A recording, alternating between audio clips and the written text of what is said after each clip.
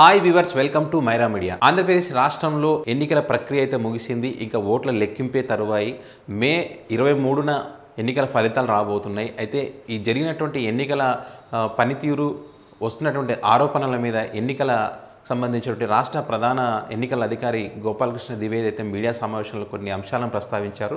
మొత్తానికైతే 2014 2019కి మధ్య ఉన్నటువంటి వ్యత్యాసాన్ని, అదేవిధంగా ఓటింగ్ పర్సెంట్కి సంబంధించి కూడా ఆయన వివరణ ఇచ్చే ప్రయత్నం అయితే చేశారు. 14 చోట్ల రాత్రి అంటే అర్ధరాత్రి వరకు కూడా పోలింగ్ జరిగినటువంటి నేపథ్యంలో కొంచెం ఏవైతే పార్టీలు ఉన్నాయో టీడీపీ పార్టీకి సంబంధించినటువంటి నాయకులు కొంత ఆరోపణలు అయితే చేశారు. ఈవీఎంల పనితీరు సరిగా లేదు కాబట్టే పోలింగ్కు ఆలస్యమైనటువంటి ఒక అంశాన్ని వాళ్ళు ప్రస్తావించడం జరిగింది.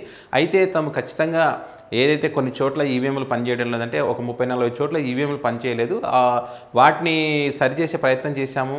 అయితే మొత్తానికే 49,000 సుమారు ఎక్కడైతే అన్ని పోలింగ్ బూతుల్లో పనిచేయట్లేదు ఈవీఎంలు అనేటువంటిది అలాంటి ఆరోపణ చేయడం అనేటువంటిది కరెక్ట్ కాదనేది కూడా ఈ సందర్భంగా చెప్పారు.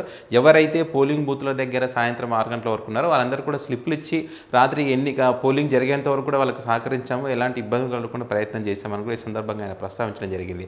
అయితే తాము విజయంగా ఈ విషయంలో తాము విజయం సాధించామనే అంశాన్ని కూడా ఆయన చెప్పారు. ఎందుకంటే ఓటర్ ఎవరైతే ఉన్నారో తమ ఓటు హక్కును వినియోగించుకోవడానికి సమయం అంటే గతంలో 5 గంటల ఉదయం 7 గంటల నుంచి 5 గంటల వరకు ఉంటే 1 గంట పెంచడం జరిగింది. అదేవిధంగా ఓటు హక్కు వినియోగించుకోలేని వాళ్ళ కోసం రాత్రి 12 అయినా కూడా అధికారులు పనిచేసి వాళ్ళ ఓటు హక్కు వినియోగించుకోవడానికి మేము సహకరించాము. ప్రజాస్వామ్యంలో ఇది మేము సాధించిన విజయంగానే చెప్పుకుంటామని చెప్పి ఈ సందర్భంగా ఆయన ప్రస్తావించారు. అయితే దేశం మొత్తం మేము చూస్తే కనుక ఎక్కడైనా ఎన్నికలు జరిగిన సందర్భంలో 1-3% ఎక్కడైనా ఈవీఎంలు పనిచేయకపోవడం అనేది సర్వసాధారణంగా ఉండేటువంటి అంశమే. ఇక్కడ కూడా అదే జరిగింది. మ్యాక్సిమం అంటే ఏదైతే అంటే కొంచెం కొత్తగా అంటే కొన్ని రకాలు ఉండడంతో దీనిలో వివిప్యాట్స్ కానీ, అదేవిధంగా డియూలు కానీ, అదేవిధంగా కంట్రోల్ యూనిట్లు కానీ ఇవన్నీ కొన్ని చోట్ల పనిచేయకపోవడం వల్ల మళ్ళీ అక్కడ ఆ యంత్రాలను సరిగా మరమ్మతులు చేసి తర్వాత ఎన్నిక సజావుగా జరిగేందుకు ప్రయత్నం చేస్తాము. ఆ సందర్భంగానే కొన్ని చోట్ల రాత్రి అర్ధరాత్రి వరకు పోలింగ్ జరిగినటువంటి పరిస్థితి ఉంది.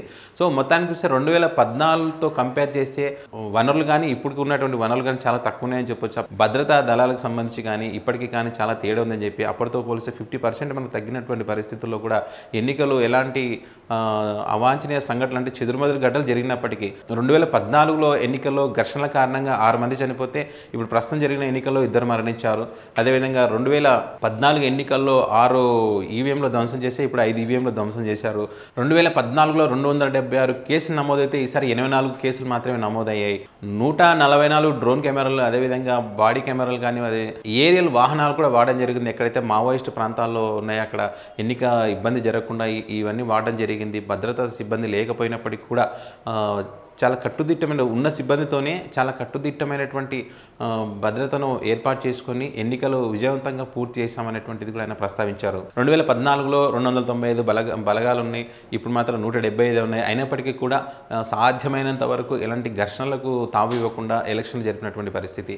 అయితే మొత్తానికి చాలా చోట్ల టీడీపీ పార్టీ ఆరోపణలు చేసినటువంటి నేపథ్యంలో ఎక్కడైతే రీపోలింగ్ జరగాలి అనేటువంటి ప్రస్తావన తీసుకొచ్చారు వాళ్ళు. అయితే అక్కడ కలెక్టర్ల సదస్సు నిర్వహించిన తర్వాత ఎక్కడెక్కడ ఖచ్చితంగా నిర్వహించాల్సిన అవసరం ఉందనేటువంటిది వారితో మాట్లాడిన తర్వాత 1-2 చోట్ల మినహాయిస్తే రీపోలింగ్ జరిగే అవకాశం అయితే లేదనేటువంటిది మాత్రం ఈ సందర్భంగా ప్రస్తావించినటువంటి పరిస్థితి ఉంది.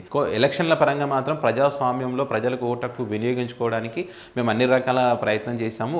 చిన్న పొరపాట్లు జరిగి ఉండొచ్చు తప్ప భారీ స్థాయిలో ఆరోపణలు చేస్తున్నట్టు భారీ స్థాయిలో అయితే ఎలాంటి సంఘటనలు అయితే జరగలేదని చెప్పారు. అయితే గతంలో పోలింగ్ శాతాన్ని ఇప్పుడు పోలింగ్ శాతాన్ని కంపేర్ చేస్తే కొంత పర్సెంటేజ్ పెరిగిందనే అంశాన్ని కూడా ప్రస్తావించారు వాళ్ళు.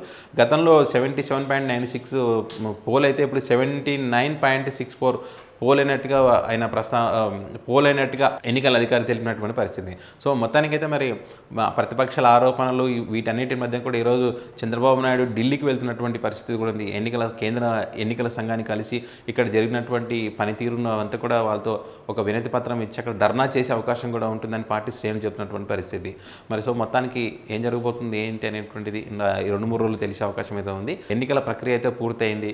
ఇంకా మరి ఈవీఎంలలో అభ్యర్థుల గెలుపోవటములు డిసైడ్ అయి ఉన్నాయి. మే 23న ఫలితాలు రాబోతున్నాయి. మరి అప్పుడు రాష్ట్ర ముఖ్యమంత్రిగా ఎవరు కాబోతున్నారు ఏంటి అనేటిది ఆ రోజు వరకు తేలే అవకాశం అయితే ఉంది. సో ఈ వీడియో కనుక మీకు నచ్చినట్లయితే లైక్ చేయండి, షేర్ చేయండి, మీ అభిప్రాయాలను కామెంట్ రూపంలో తెలియజేయండి. ఇలాంటి లేటెస్ట్ ఇంట్రెస్ట్ అప్డేట్స్ మీరు పొందాలనుకుంటే మైరా మీడియా ఛానల్ సబ్స్క్రైబ్ చేయడం మాత్రం మర్చిపోద్దు. Thanks for watching.